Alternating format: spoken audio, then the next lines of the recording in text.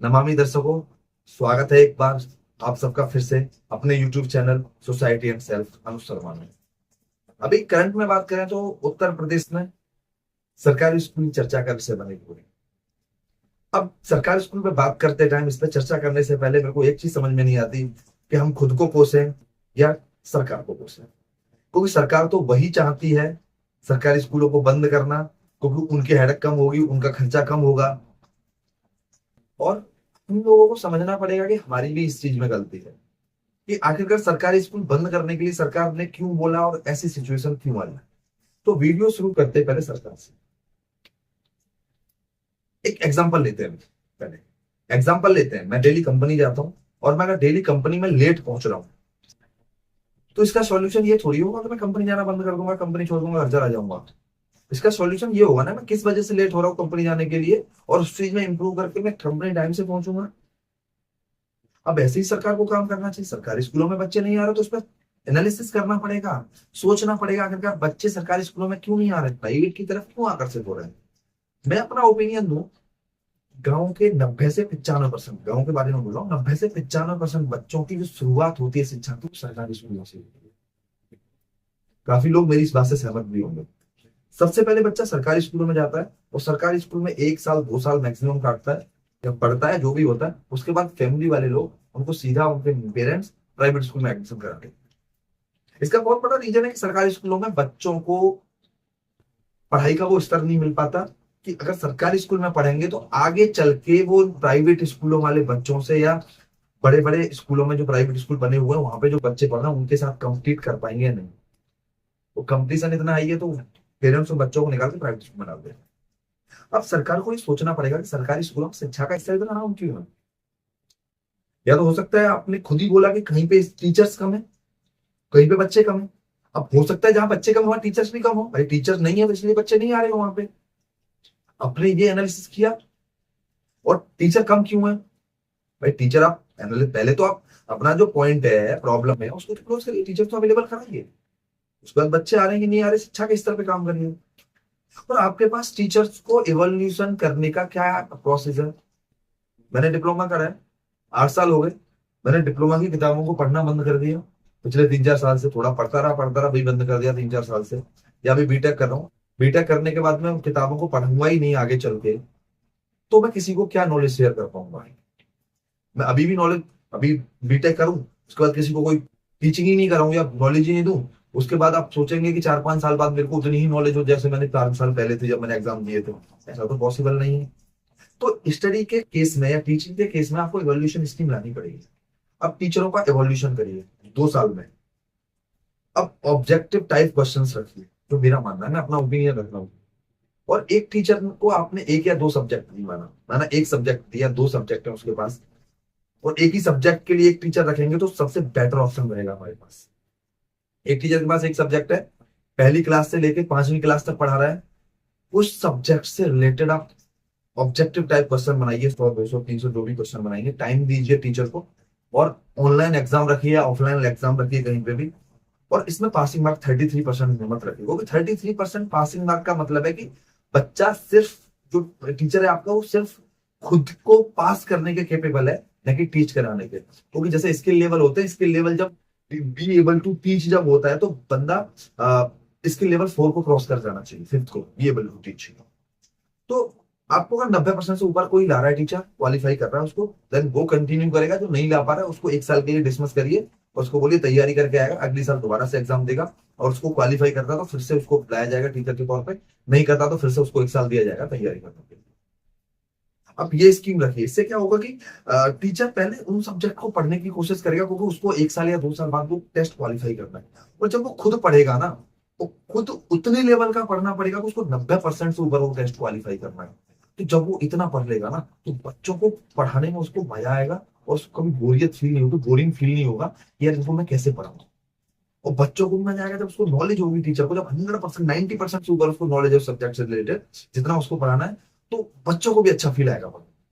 एक चीज तो हो गई ये।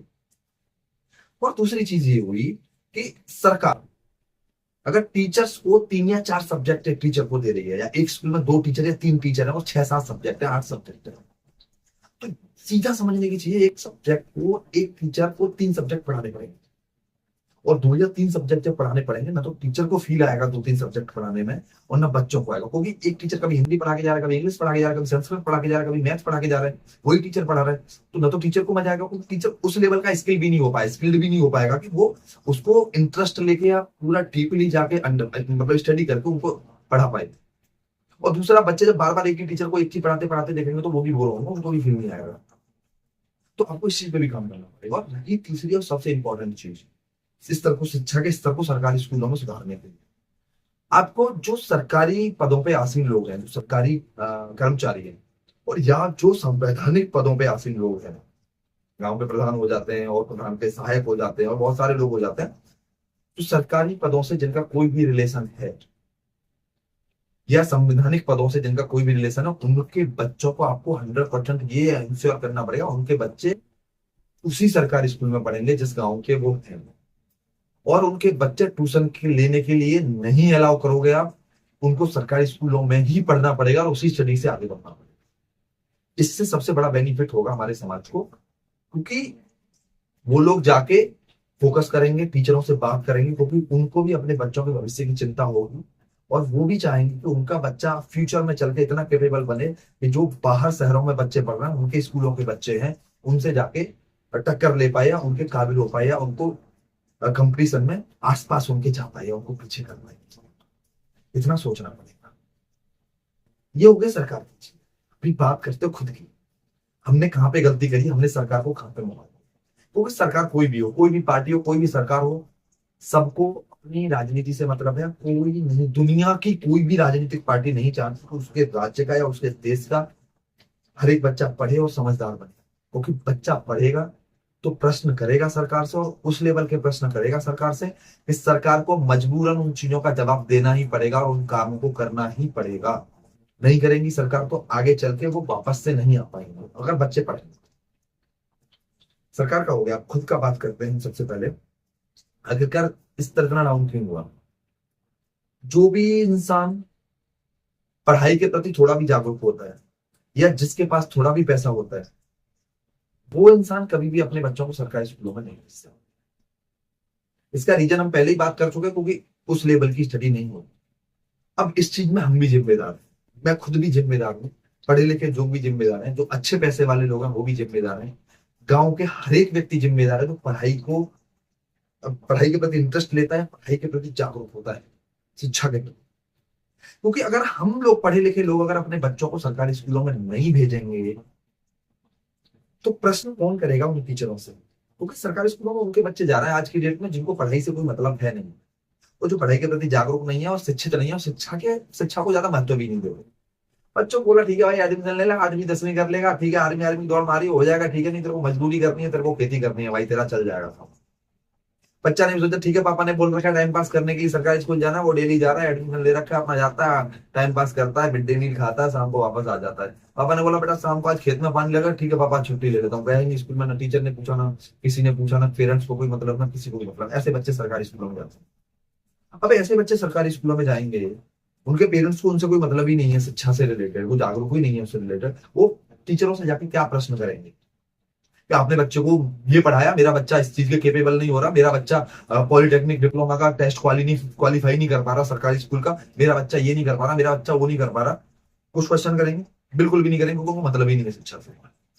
बात आई, अगर पढ़ा हुआ व्यक्ति पढ़ाएगा, सरकारी पदों पर आसीन व्यक्ति पढ़ाएगा, संवैधानिक पदों पर आसीन व्यक्ति पढ़ाएगा, उसको चिंता रहेगी कि उसका बच्चा आगे जाके कंप्लीट कर पाएगा आगे वाले स्कूल वाले बच्चों से, प्राइवेट स्कूल वाले बच्चों से, या नहीं।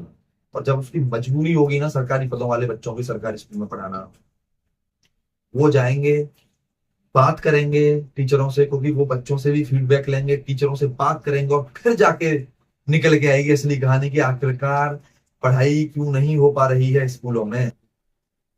क्या हमारे टीचर जनगणना करने के लिए रखे हुए हैं आपने 70-70, 80-80 हजार में? क्या टीचर वोटर आईडी को चेक करने के लिए रखे हुए हैं आपने? क्या टीचर इलेक्शन में ड्यूटी लगाने के लिए रखे हुए हैं आपने? आखिर रखा है आपने टीचरों को?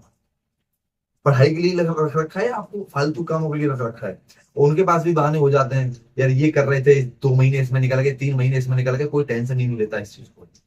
तो तब जाके आपके पास चीजें निकल के आएंगी कि आखिरकार सरकारी स्कूलों में प्रॉब्लम कहाँ हो रही है। और मैं बात करूंगा एक चीज, मैं अपने देश को नीचा नहीं दिखाना चाहता। चाइना हमसे आगे निकल गया क्यों? हमारे यहाँ पे उच्च शिक्षा पे दो जोर दिया जाता है। 10th के बाद या 12th के बाद जो शिक्षा होती है उस पे जोर दिया जाता है कि ऐसे स्कूलों में पढ़ाओ जहाँ पे स्किल्स पढ़ाए जाए, या जहाँ पे वो किया जाए, यहाँ पे कुछ अच्छी पढ़ाई हो। विदेशों में क्या होता है, विदेशों में बेसिक शिक्षा पे जोर दिया जाता है। बेसिक शिक्षा में ही आपको स्किल दिए जाते हैं। स्किल से आप फ्यूचर में जाके आप एंटरप्रेनर बनते हो। आप कभी अपना बिजनेस एंटरप्रेनर हो गए, या बड़ी बड़ी कंपनियों में कैसे इंप्रूवमेंट करने हैं, समाज में कैसे इंप्रूवमेंट करने हैं, रिक्वायरमेंट क्या है समाज की, ये रिक्वायरमेंट है सोसाइटी की, तो इसमें हम क्या प्रोडक्ट बना सकते हैं, उन चीजों के बारे में आप सोचने का अपने माइंड को ओपन करते हैं। तो स्कूलों में स्किल डेवलप बचपन से ही कराने पड़ेंगे हमें हमारे बच्चों के अंदर। चाइना बच्चों में स्किल इतना डेवलप कर देते हैं कि हमारे यहाँ के बच्चे सिर्फ मिट्टी से खेलेंगे और फालतू की चीजों से खेलेंगे, खिलौनों से खेलेंगे, लेकिन वहां के बच्चे, छोटे छोटे बच्चों के वीडियोस आते रहते हैं, वो लोग सिर्फ कुछ ना कुछ एक्सपेरिमेंट करते रहेंगे क्योंकि उनके अंदर वो स्किल भर दिया जाता है बचपन से। ये चीज अंडरस्टैंड करनी पड़ेगी, हमको भी करनी पड़ेगी। अपने बच्चे भेजेंगे तभी वहां पे प्रॉब्लम समझ में आएगी कि आखिरकार सरकारी स्कूलों में क्या प्रॉब्लम है टीचरों को पढ़ाने में। टीचरों का आप इवोल्यूशन करवाओ, उनका टेस्ट करवाओ हर 2 साल में। नहीं है केपेबल, घर भेज दो, वापस से लिख के आओगे, 1 साल बाद एग्जाम देगा, केपेबल होगा तो पढ़ाएगा। इससे वो खुद पढ़ेंगे, खुद उसमें स्किल्ड बनेंगे, तो बच्चों को भी स्किल बनाएंगे। वीडियो थोड़ी ज्यादा लंबी हो रही है, वीडियो को यहीं खत्म करूंगा। और आज एक चीज बोलूंगा, वीडियो अच्छी लगी हो तो चैनल को जरूर सब्सक्राइब करना, लाइक करना, और वीडियो को जितना ज्यादा से ज्यादा शेयर हो सके वीडियो को शेयर करना। हो सकता है ये चीजें गवर्नमेंट के पास तक जाएं और गवर्नमेंट लोगों से सजेशन ले, सुझाव ले, और सरकारी स्कूलों को बंद करने की जगह इम्प्रूव करे। और दुनिया को हमें दिखाना पड़ेगा कि हमारे यहाँ पे सरकारी स्कूलों में इतनी बड़ी अच्छी पढ़ाई होती है कि हमारे यहाँ के सरकारी स्कूलों से निकले हुए बच्चे दुनिया की बड़े बड़े जगह पे जाते हैं, बड़ी बड़ी कंपनियों में बड़े बड़े पोजीशंस पे जाते हैं और इंटरप्रेन्योर बनते हैं। ये चीज हमें समय आ गया है और करना पड़ेगा। हमें भी काम करना पड़ेगा और सरकार को भी प्रेशराइज करना पड़ेगा हमें, ताकि चीजें अच्छी कर रहे हैं, न कि चीजों को खराब करने की कोशिश करें।